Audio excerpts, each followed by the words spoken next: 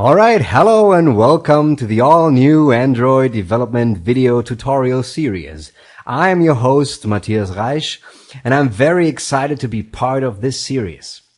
Now, the goal of these tutorials is to teach you how to create applications for the Android platform. Well, some of you might already be familiar with Android and some others maybe not. So in order to create an equal basis for everyone, I decided to start off with a few basic things and slowly increase the complexity of the tutorials. So to all of you Android programmers with basic understanding and knowledge of the platform, waiting to get their hands dirty, hang on there. We will get to the more advanced topics further along the way. But in this episode, we will start out simple. What I want to show you today is what software you will need to download and install in order to start developing for Android. Well, there's one important thing to mention. Since I'm a Windows user, these tutorials feature Android development on a Windows machine. Now, for the most part of this series, that makes no difference and it shouldn't even matter what operating system you develop on. But in this episode, I will show you how to set up an Android development environment for Windows. If you're running a different system, please refer to the installation guide on the official Android website. Oh, and one last thing before we get started. Since I'm not a native English speaker, bear with me if I say something in an odd way or if I pronounce something slightly wrong. I'll try to do my very best to make it easy for you to follow along.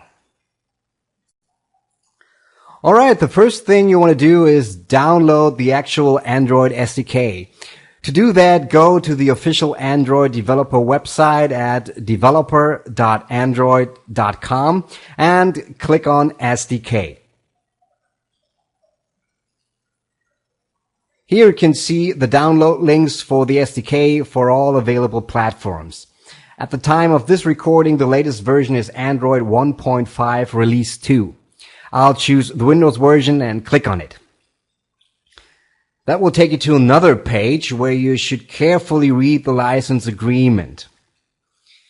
Now, at the very bottom of the page, you'll see a checkbox. In order to download the SDK, you have to agree to the license agreement. So simply check the checkbox and click on download. Save that file somewhere on your computer. Now, since I already downloaded the SDK, I'll cancel that download. Now, the next thing you want to do is download the free Eclipse IDE. You can find all Eclipse downloads at www.eclipse.org/downloads. For Android, you will need a Java development environment, so I'll choose the Eclipse IDE for Java developers for Windows.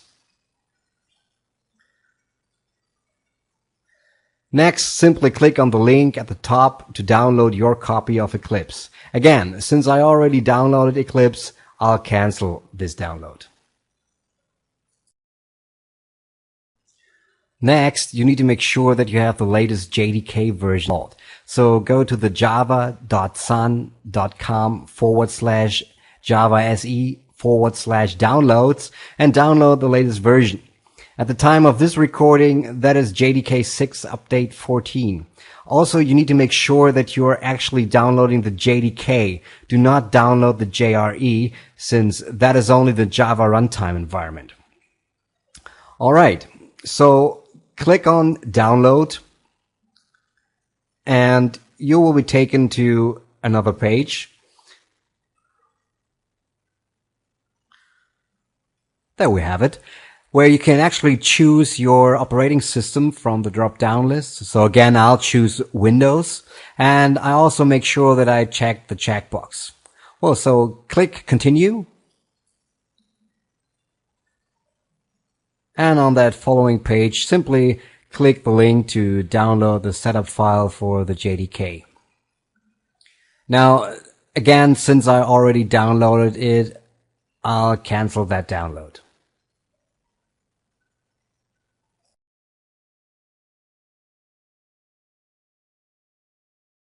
So now that you've downloaded everything, it is time to start the installation. First, you should install the JDK. To do that, simply double click on the downloaded setup file and follow the on-screen instructions. Now, depending on how fast your computer is, this may take a while, so be patient. Then, after the JDK has been successfully installed, go ahead and extract the Android SDK into a folder on your hard drive. It's best to choose an easy-to-access folder like Android SDK in the root of your hard drive or something else. Finally, unzip your Eclipse package. An optional thing that will make life a lot easier is to add the Android SDK's tools directory to your path variable. Depending on which operating system or even which version of Windows you use, you will find that in slightly different places. If you're unsure how to add a folder to your path, please consult your system manual or online help. Alright, with all the packages installed, we are ready to start Eclipse.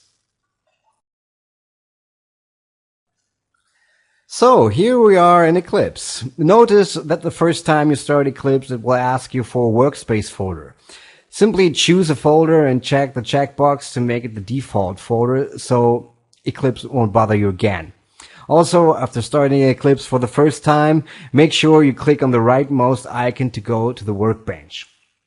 Now, the first thing you want to do here is to install the Android Development Tools plugin. To do that, simply go to Help and choose Install New Software. In the window that pops up, click on the Add button. Now, another dialog pops up where you can enter a name for the remote site. You can choose whatever you want here. I'll type Google Android.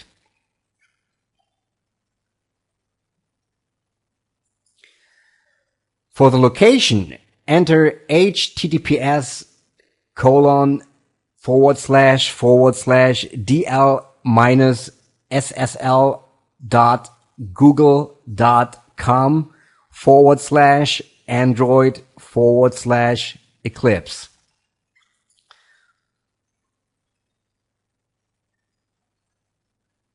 Now I'll just copy it in, copy and paste. Alright, now click OK to confirm. Alright, Eclipse will now search for a repository at that location you just entered, and after a few seconds you should see that it has found the developer tools. Now, to install them, simply click or check the checkbox and click Next. On the following screen, just click again Next. And on this screen, you have to accept the terms of the license agreements. After you've done that, click Finish, and Eclipse will start fetching and installing the plugin. Now, that may take a while depending on the speed of your internet connection and the speed of your machine or your computer. So just be patient, sit back and wait until it's done.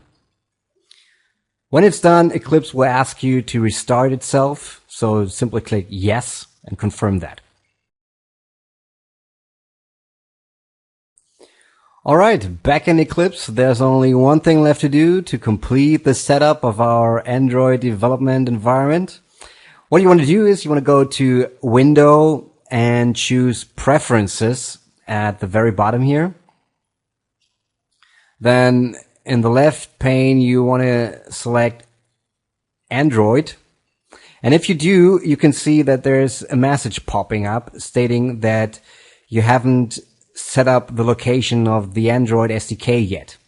So that's exactly what we want to do. So click OK and click on Browse and just browse to the folder where you actually extracted the Android SDK into. Select that folder, click OK, and confirm that with Apply, and hit OK.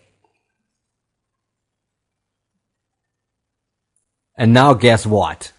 Well, that's all there is to do in order to set up a fully functional Android development environment. So that wasn't that hard at all, right?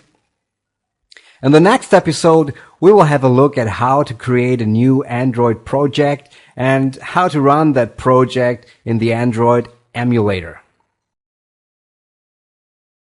Alright, thanks for watching. I hope I didn't go too fast and you could follow along and learn something. If you have any suggestions or comments on this episode or the entire tutorial series, I would love to hear them. Until then, I'm Matthias Reich for extensivearts.com. Keep on learning and I'll see you next time.